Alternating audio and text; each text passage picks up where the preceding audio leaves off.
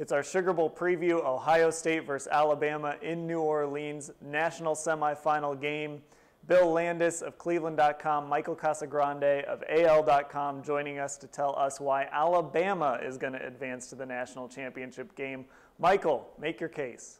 Well, guys, it almost goes back to yesterday's answer. It almost kind of gives the opposite of what I said a day ago. That month layoff for Alabama usually does pretty well for Alabama, for Nick Saban's teams, given the time to prepare. You look at the LSU game from the 2012 BCS title game.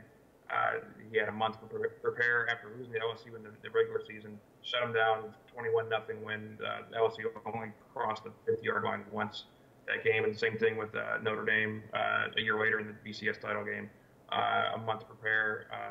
It was 42-14 and was never a game. Alabama blew right away, blew ahead in that game, wasn't even close. So when you give that kind of time for Nick Saban, he comes up with a game plan. When you look at defending a new quarterback, he's going to throw all kinds of things at Cardale Jones, all kinds of different formations, different looks, disguises.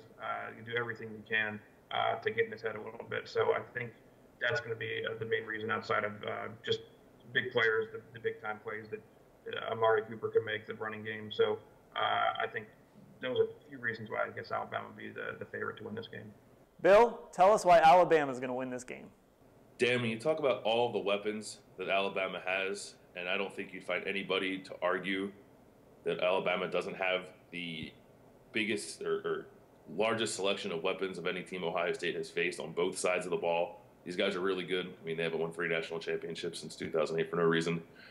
But I think the biggest thing for Alabama coming into this game, and what could be the key for the Crimson Tide winning the game, is shutting down Ohio State's run game and running back Ezekiel Elliott. Alabama has been very good against the run under Nick Saban's reign, probably the best in the country over the span that Nick Saban has been there. I think they've had something, I don't want to get the stat wrong, but they haven't allowed very many 100-yard rushers since Saban has been there. The number is very small. I know it's the lowest amount in the nation. If they can keep Elliott under 100 yards, which has been tough the last few weeks for Ohio State's opponents, and force Cardale Jones to win a game by throwing the football, I think that Alabama is going to find itself in a good position.